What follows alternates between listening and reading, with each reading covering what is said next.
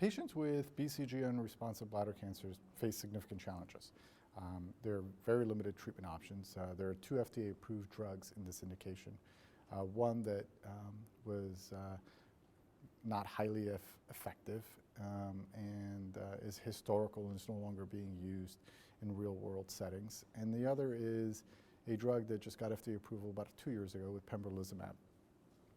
That's systemic immunotherapy for patients with BCG-unresponsive bladder cancer, and 40% of those patients responded, and if you follow those patients out for a year, about half of those that responded fall off.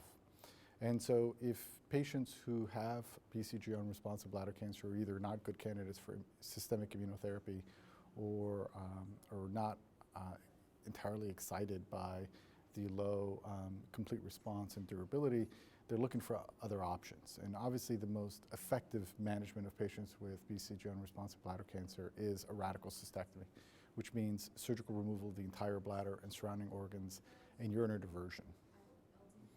And you know, when patients are faced with those 2 options, they have to make a choice, right? Is it a one that's oncologic mediated, or the other one that's quality of life?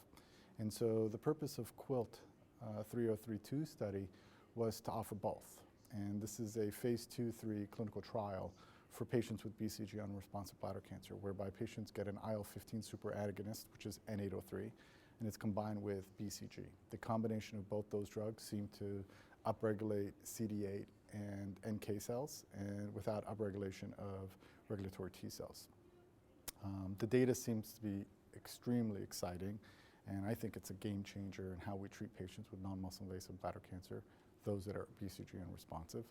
Our complete response rate was 71%, and if you follow those patients who had a complete response, the median durability for patients with carcinoma in situ plus or minus papillary disease, it was 26.2 months.